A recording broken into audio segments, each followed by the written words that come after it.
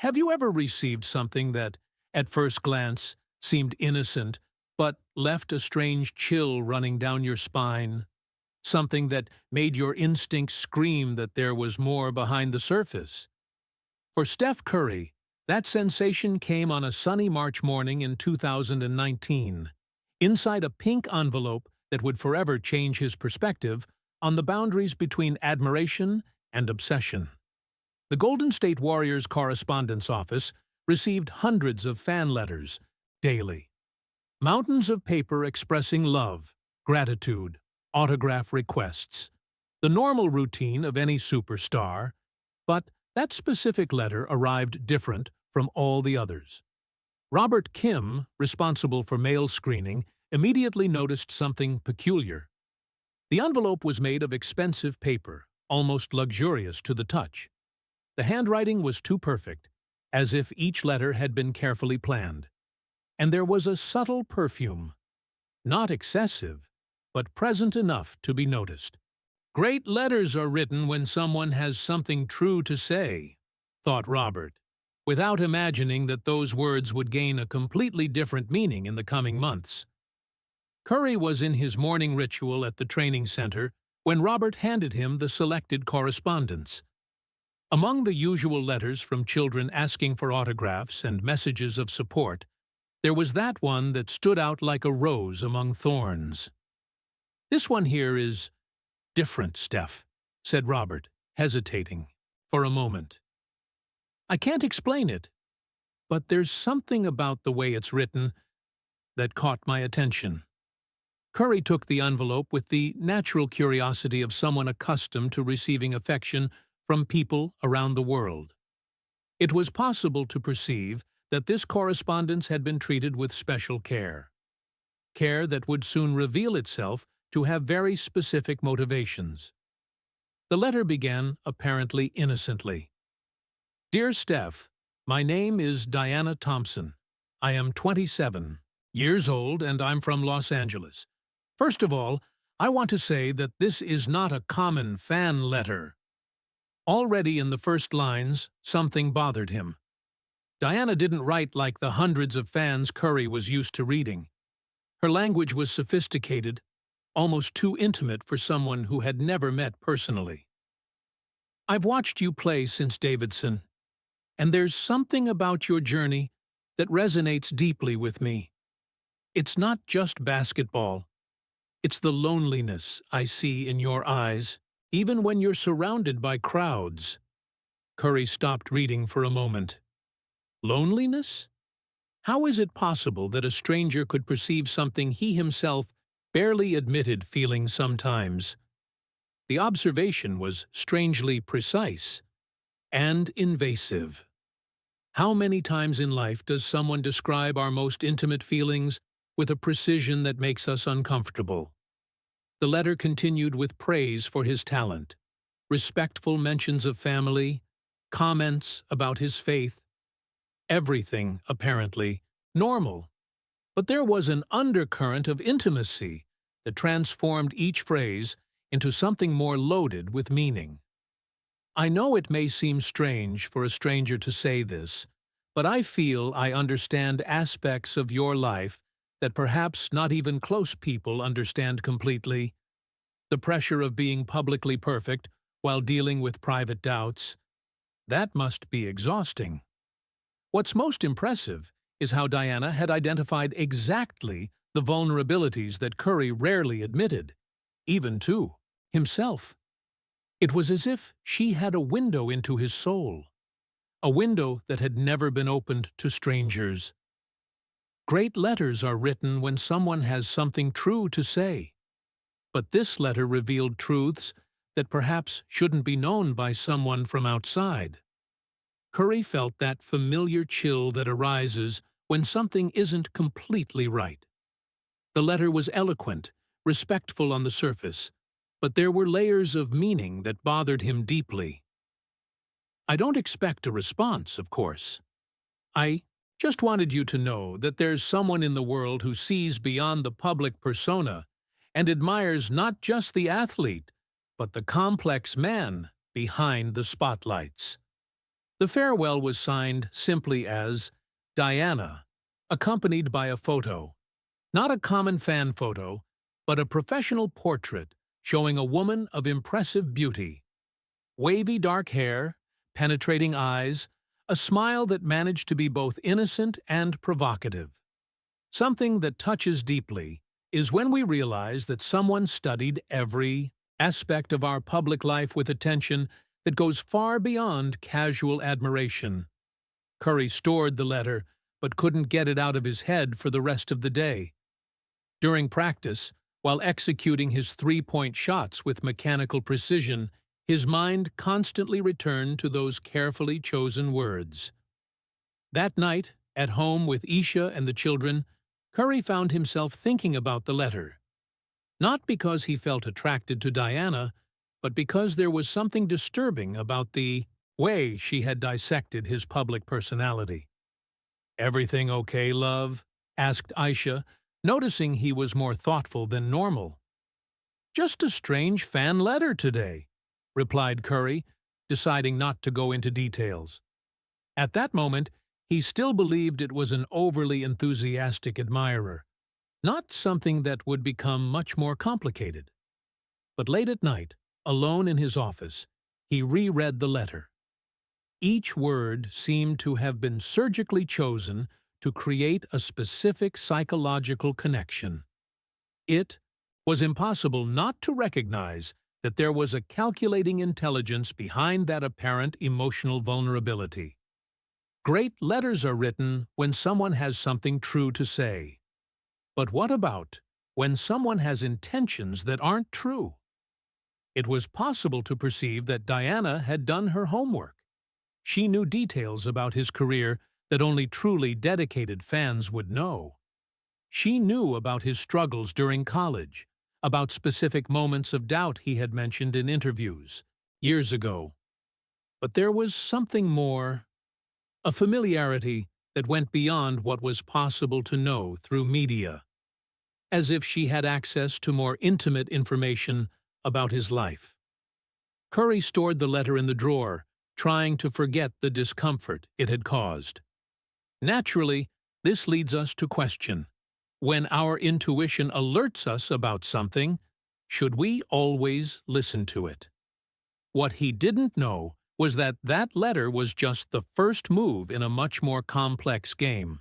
Diana Thompson wasn't a common fan, and that correspondence had been carefully crafted to plant specific seeds in his mind.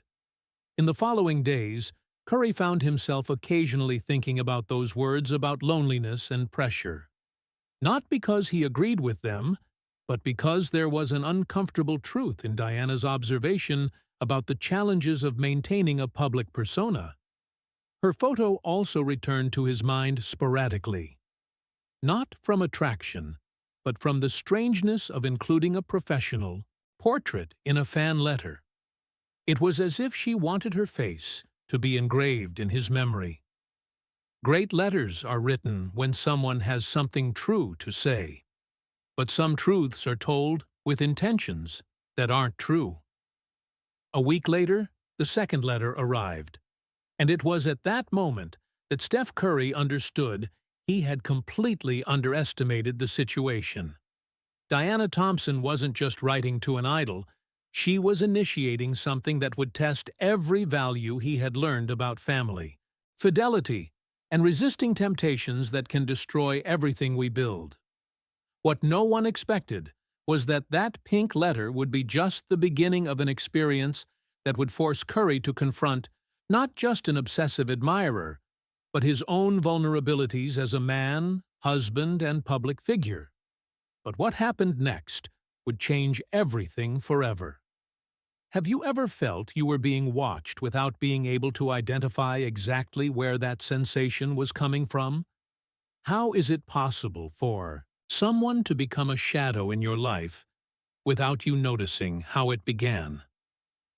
Diana Thompson's second letter arrived exactly 1 week after the first, as if she had calculated the necessary time for the previous message to take effect in Steph Curry's mind.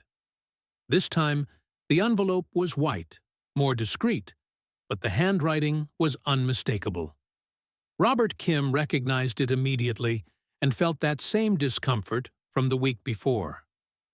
"She wrote again," he said to Curry, delivering the correspondence, with a worried expression.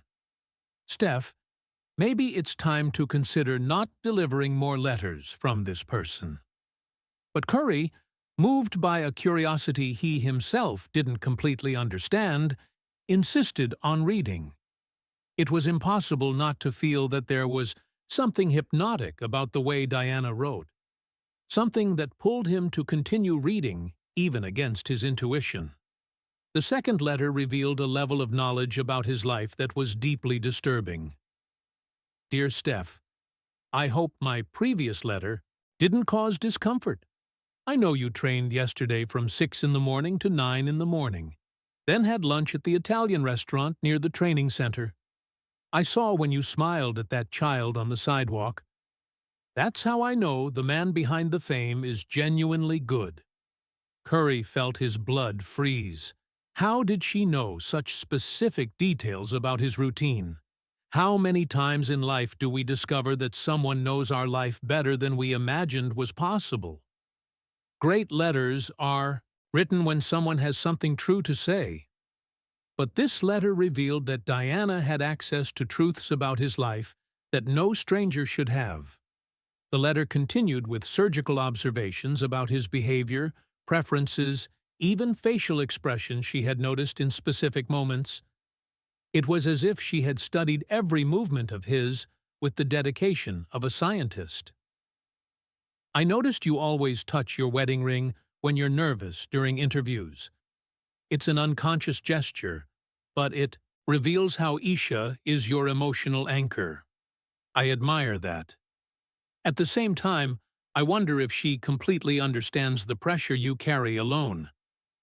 What's most impressive is how Diana managed to mix respectful observations about his family with subtle insinuations about possible failures of understanding between him and Isha. It was psychological manipulation disguised as empathy. That same afternoon, during a business lunch in downtown San Francisco, Curry noticed a dark-haired woman at a distant table. For a moment, their eyes met, and he felt instant recognition. It was the face from the letter's photo. Diana Thompson was there, elegantly dressed, pretending to read a book while discreetly observing him. When she realized she had been noticed, she smiled slightly and returned her attention to the book, as if the encounter were purely casual. Curry felt that familiar chill going up his spine. It was possible to perceive that that coincidence had been carefully planned. Diana wasn't just writing letters. She was studying his routine, his habits, his movements. During the following week, the coincidences multiplied frighteningly. Diana appeared at the coffee shop he frequented on Tuesdays. She was at the mall where Isha used to take the children. She was seen in the training center parking lot, always subtly, always maintaining respectful distance. The third letter arrived with even more disturbing revelations. "I know it may seem strange that our paths cross so much lately. Maybe the universe is trying to tell us something. Or maybe it's just coincidence. But every time I see you personally, I confirm that my impression about you was correct." Diana was admitting that the encounters weren't casual, but in a way that still maintained an appearance of innocence. It was as if she were testing how far she could go without crossing obvious lines. "I observed how you interact with fans, especially children. There's a genuine kindness that can't be faked. But I also noticed moments when you seem tired. Tired of smiling, of always being the perfect example." Diana's observations were devastatingly accurate. She had identified aspects of his personality that he rarely admitted, even to himself. How is it possible that a stranger could see so clearly his emotional vulnerabilities? Great letters are written when someone has something true to say. but Diana was using these truths as tools of psychological manipulation. The fourth letter definitely crossed the line of appropriate. Steph, I know it may not be appropriate to say this, but I feel a genuine connection with you that goes beyond admiration for an athlete. There's something in us that resonates at the same frequency, something that perhaps not even people close to you can completely understand. Curry realized Diana was creating a narrative of special connection, as if they were soulmates, separated only by circumstances. It was a classic manipulation tactic, making the victim feel there's something unique and irresistible about the relationship. I don't expect you to risk your family or career because of feelings that may be only mine. But if someday you feel you need someone who truly understands who you are, someone is here. The letter ended with a subtle but unequivocal invitation. Diana was offering herself as an emotional alternative, someone who supposedly understood him better than his own wife. That night, Curry finally decided to tell everything to Isha. He showed the letters, described the casual encounters, explained how he felt being constantly watched. "Steph, this isn't admiration," said Isha, her voice loaded with concern. "This is stalking. She's studying you, planning every move. And these letters? They're pure manipulation." Naturally, this leads us to question, when someone tries to make us feel special through obsessive attention, is that love or manipulation? Isha was right. Diana wasn't expressing genuine feelings. She was executing a carefully planned psychological campaign to create emotional vulnerabilities she could exploit. The fifth letter arrived the next day, as if Diana had perceived that Curry had shared the situation with his wife. "Steph, I hope you understand that my intention was never to cause problems in your personal life. If my words were misinterpreted, I apologize. Maybe it would be better for us to meet personally to clarify any misunderstanding." The invitation was there, disguised as an attempt to resolve a misunderstanding. But Curry knew that meeting Diana personally would be exactly what she had planned since the first letter. Great letters are written when someone has something true to say. But Diana had intentions that were far from the truth. Something that touches deeply is when we realize that someone studied every aspect of our life, not from genuine admiration, but to find ways to emotionally manipulate us. During that week, Diana intensified her presence. She appeared at the same restaurant where Curry was dining with his family. She was seen at the park, where he ran every morning. Always elegant, always maintaining respectful distance, always with that smile that managed to be both innocent and loaded with intentions. The sixth letter was the most direct of all. "Steph, I know you're avoiding responding to my letters, and I understand. But some feelings are too big to be ignored. I'm staying at the Grand Hotel during this week. Suite 1247. If you decide you need someone who really understands who you are, I'll be waiting." The invitation was made unequivocally. Diana had escalated from subtle letters to a direct proposal for intimate encounter. It was possible to perceive that the entire previous campaign had been built to arrive exactly at this moment. Curry stored the letter, knowing he had reached the point of definitive decision. Diana had played all her cards on the table. Now he would need to decide if he would yield to curiosity, to temptation, or if he would maintain the values that defined who he really was. What no one expected was that Diana Thompson had underestimated the strength of the principles that Del Curry had taught his son about resisting temptations that can destroy everything that really matters in life. No one could imagine that that moment would be the turning point. There exists a moment in every man's life when he discovers exactly who he is. when all theories about values and principles are tested by the rawest reality. For Steph Curry, that moment came on a rainy April afternoon in the lobby of the Grand Hotel. He hadn't planned to go there. For 3 days, he fought against the curiosity that Diana had planted in his mind with surgical precision. It was impossible not to admit that part of him wanted to understand what exactly that woman wanted, and why she had chosen him as the target of her obsession. Great letters are written when someone has something true to say. But some truths can only be discovered face to face, even when we know this can be dangerous. Curry parked the car and sat for several minutes, watching the rain stream down the windshield.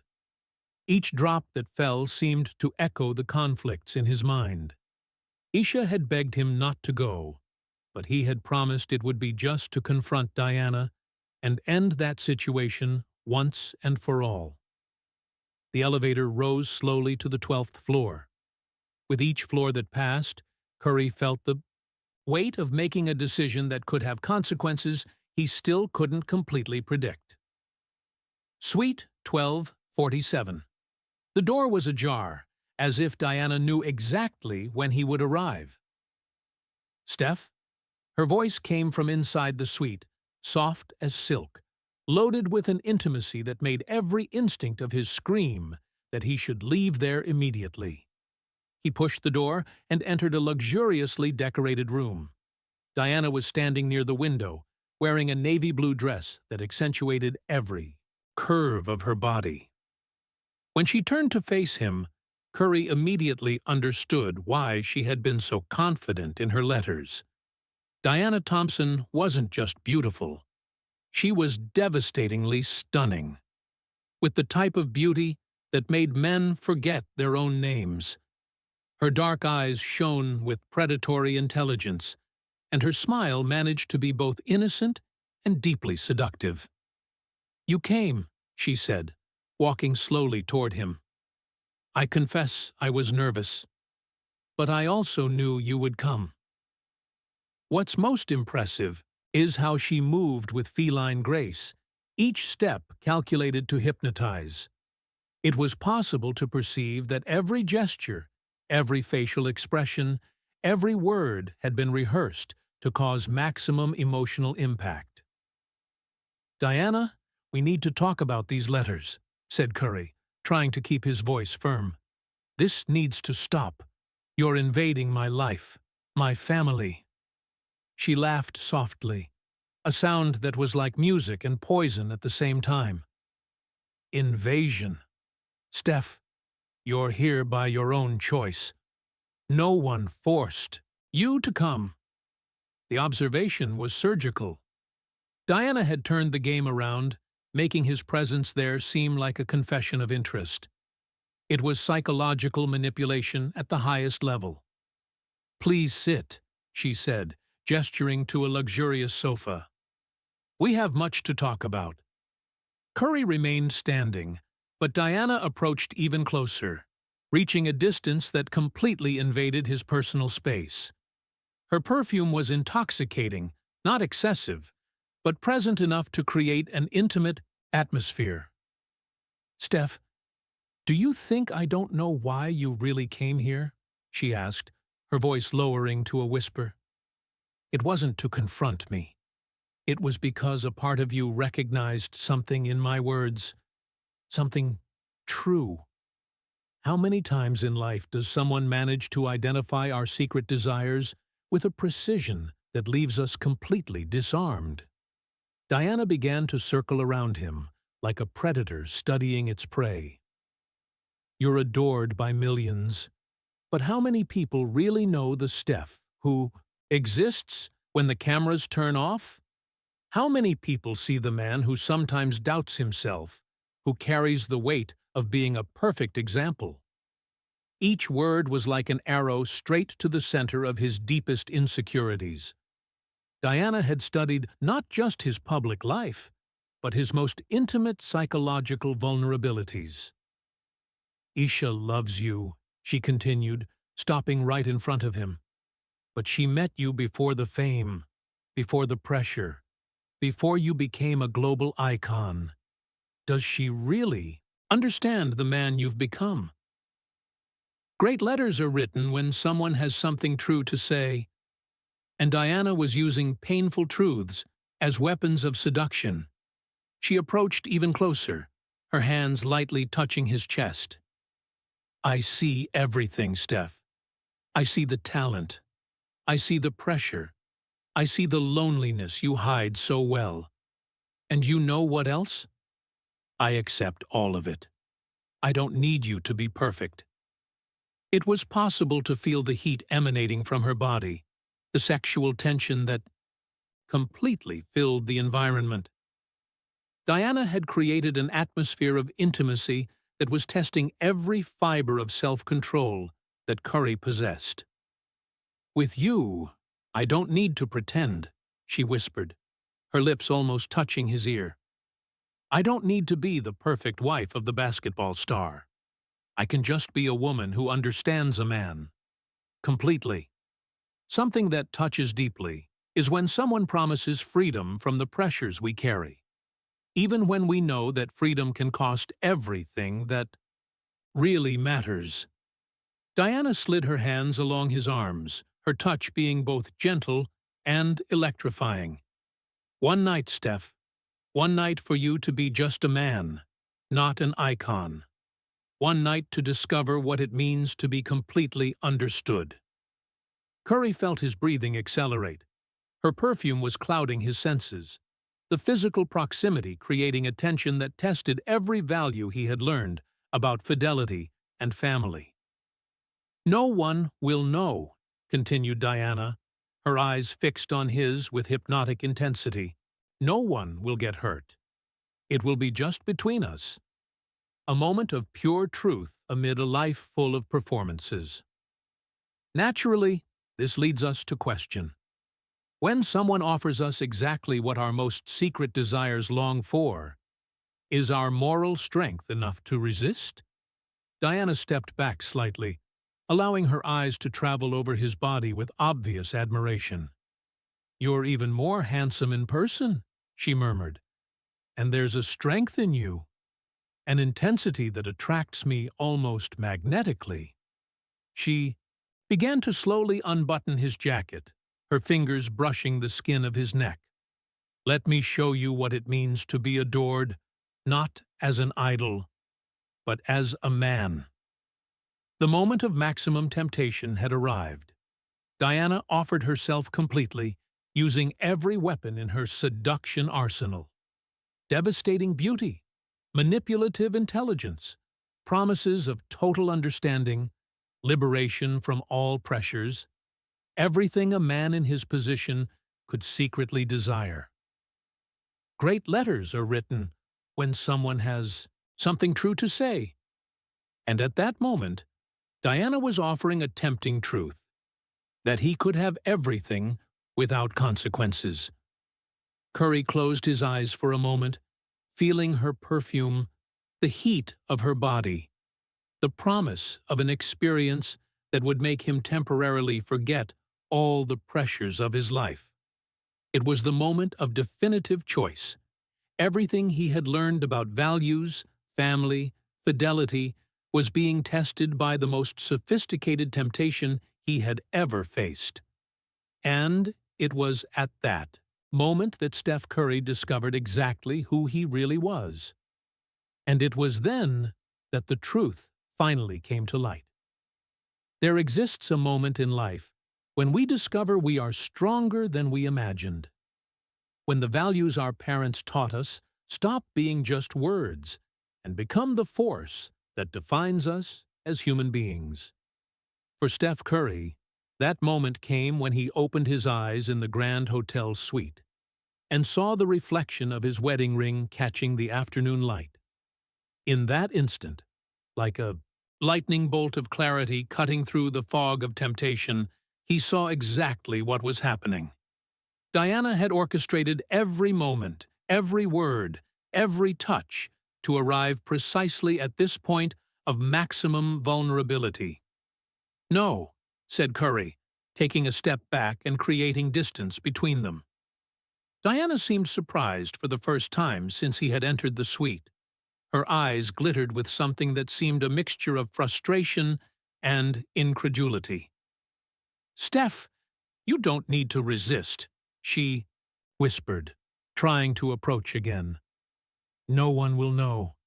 It's just a moment of—" "No," he repeated, this time with a firmness that cut the air like a blade.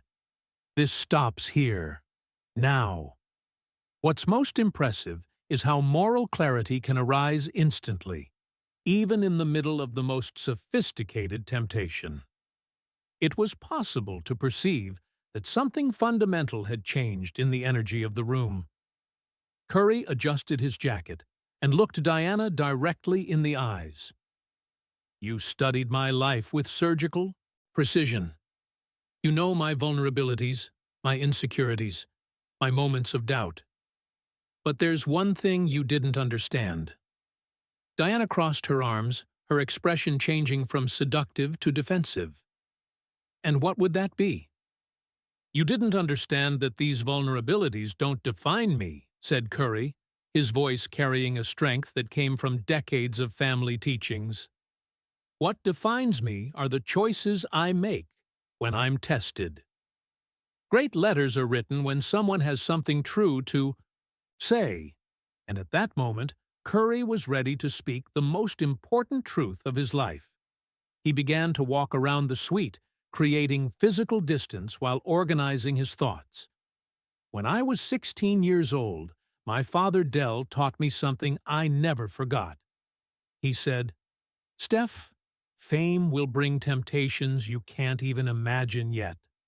Beautiful women, adventure opportunities, people who will study your weaknesses to exploit them. Your strength won't come from not feeling temptation. It will come from choosing what's right, even when it's difficult.'" Diana laughed bitterly. "And you think resisting me is about being the good boy? Steph, you're an adult man with needs that—" "Stop," interrupted Curry, his voice carrying an authority she hadn't seen before. "You don't understand anything about my real needs." How many times in life do we discover that our greatest strength comes not from yielding to temptations, but from resisting them? Curry positioned himself near the window, observing the city below while speaking. "You offered me understanding, freedom, acceptance, everything you thought I wanted. But do you know what I really want? Do you know what really completes me?" Diana remained silent, for the first time since he had entered there. "I want to go home and see my daughter Riley running to hug me," he continued, his voice choked with emotion. "I want to have dinner with Isha and talk about her day, about her dreams, about how we built our life together. I want to lie in bed next to the woman who has known me since before I was famous, and know that every day I choose to love her again." Something that touches deeply is when we realize that true love isn't about finding someone perfect, but about choosing someone every day, even when we're tempted by alternatives. Curry turned to face Diana. "You studied my public life, but completely missed what really moves me. It's not the pressure of fame that defines me. It's love for my family." Diana tried one last card. "But what about your loneliness, and your doubts, and the pressure of always being perfect?" "They're real," admitted Curry, "but they're not problems that are solved by betraying everything I love. They're challenges that are faced with integrity, talking with my wife, seeking help when I need it, maintaining my values even when it's difficult." Naturally, this leads us to question, what's the difference between solving our problems and running from them through choices that can destroy everything we've built? Great letters are written when someone has something true to say. And Diana had used truths about his vulnerabilities to try to destroy even greater truths about his values. Curry walked toward the door, but stopped before leaving. Diana, you're an intelligent and beautiful woman, but you're wasting those gifts trying to destroy families. There are single men in the world who would be honored by your attention. Why choose someone married? The question hit something deep in Diana. For a moment, her mask of confident seductress fell, revealing something more vulnerable underneath. Because men like you are rare, she admitted. Men with integrity, with values, with real strength. And I always wanted to be chosen by someone like that. It was possible to perceive that, for the first time, Diana was being genuinely honest about her motivations. It wasn't just about sex or conquest. It was about being validated by someone she considered truly special. Diana, said Curry, his voice gentler now, you don't need to destroy something good to feel special. You need to build something good for yourself. Find someone who chooses you every day, not someone who is betraying another person. Tears began to stream down her face. The psychological campaign she had planned for months was crumbling before the moral strength of a man who refused to be broken. I studied you for so long, she whispered. I thought I knew all your weaknesses. You know my vulnerabilities, corrected Curry. But you confused vulnerability with weakness. My true strength comes from recognizing my flaws and choosing what's right anyway. Great letters are written when someone has something true to say. And the final truth was that integrity isn't the absence of temptation, but the choice to do right despite it. Curry opened the suite door. Diana, I hope you find someone who deserves your dedication, someone free to reciprocate your feelings. But that someone isn't me. He left the suite and walked down the corridor toward the elevator. With each step, he felt the weight of the temptation he had resisted, and the lightness of having kept his integrity intact. In the car, before starting the engine, Curry picked up his phone and called Isha. How did it go? She asked, her voice loaded with concern and confidence at the same time. I discovered something important about myself, he said. I discovered that the values you and my father taught me are stronger than any temptation. That night, during dinner with the family, Curry watched Riley and Ryan playing, listened to Isha talk about her day, felt the warmth of the home they had built together. It was impossible not to feel deep gratitude for having chosen to protect all of that. Diana's final letter arrived a week later. Steph, thank you for showing me what it means to have real integrity. You were right. I deserved someone who could choose me completely. I'm seeking help to understand why I always feel attracted to unavailable men. Maybe someday I'll find someone like you. But available. I wish the best for you and your family. Curry stored the letter, knowing that Diana had learned something important about herself through that experience. Sometimes, our greatest contribution to someone's life is showing them, through our choices, what really matters. 6 months later, during an interview about leadership, Curry was asked about how he maintained his values amid the pressures of fame. Every man is tested, he said. The difference isn't in not feeling temptation. It's in choosing what's right, even when it's difficult. When you truly love your family, when you have values you really believe in, these things become your anchor in any storm. Great letters are written when someone has something true to say. And the most important letter in Steph Curry's life wasn't written on paper. It was written through his choices when he was tested to the maximum. How do we measure a man's strength? Not by the titles he conquers or the money he accumulates, but by the choices he makes when no one is looking, when temptation is maximum. when it would be easy to justify a wrong decision. On that day at the Grand Hotel, Steph Curry discovered he was exactly the man he had always hoped to be. And that discovery was worth more than any trophy he had ever lifted. True strength doesn't come from not feeling temptation. It comes from choosing what's right even when it's difficult.